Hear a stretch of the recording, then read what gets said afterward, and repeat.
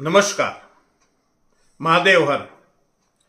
મિત્રો, આપણા રાજગોર બ્રહ્મ સમાજનું ઘરેણું અને સામાજિક કાર્યકર એવા શ્રી રાજેશભાઈ મહેતાએ બનાવેલું ગુજરાતી ભાષાનું શ્રેષ્ઠ ફિલ્મ એટલે કે સ્કૂલ ડેઝ. આ ફિલ્મ સંસ્કારોનું સિંચન કરતું ફિલ્મ અને વ્યસન મુક્તિ ઉપર ભાર મૂકેલું ફિલ્મ અને આજના યુવાધન એટલે કે વિદ્યાર્થીઓ અને માતા પિતાને લાલ બત્તી સમાન આ ફિલ્મ બનાવવામાં આવ્યું.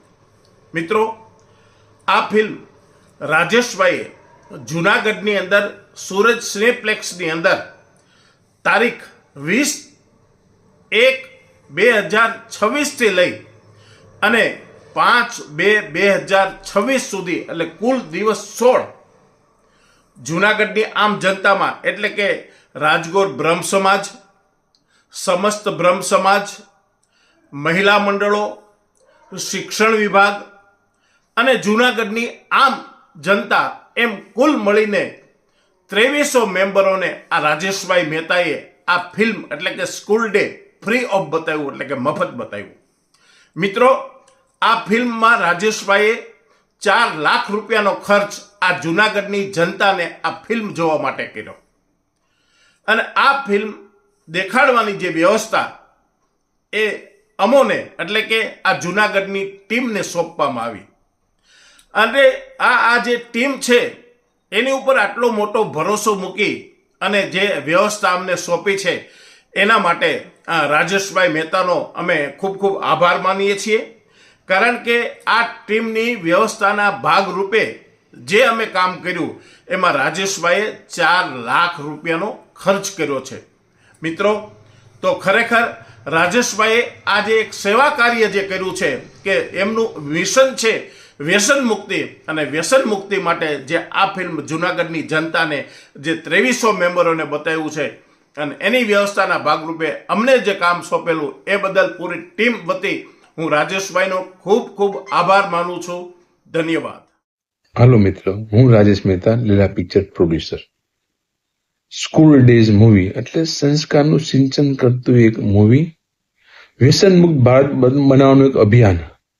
આ અભિયાનમાં દરેક શહેરોમાંથી ખૂબ જ સારો પ્રતિસાદ મળ્યો, દરેક સ્કૂલોમાંથી સ્ટુડન્ટો બી બહુ જોઈ.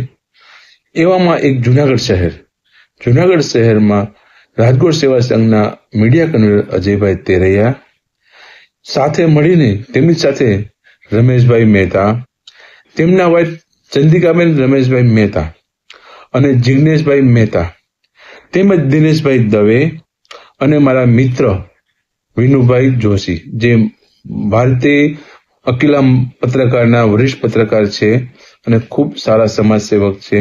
એમને સાથે મળી બધા ભેગા મળીને સંલગ્ન કરીને સમાજના રાજગોર સમાજ, બ્રહ્મ સમાજ તેમજ સમસ્ત સમાજને એકઠો કરીને તારીખ 20/1/2026 થી 5/2/2026 15 દિવસ પોતાનું પૂરેપૂરું તન મન ધનથી મહેનત કરીને સમાજને એકત્રિત કર્યો. મહિલાઓને એકત્રિત કરી ચંદ્રિકાબેન રમેશભાઈ મહેતાએ ભેગા મળીને મૂવી સુધી લઈ જવા એક મહત્વની ભૂમિકા કહેવાય.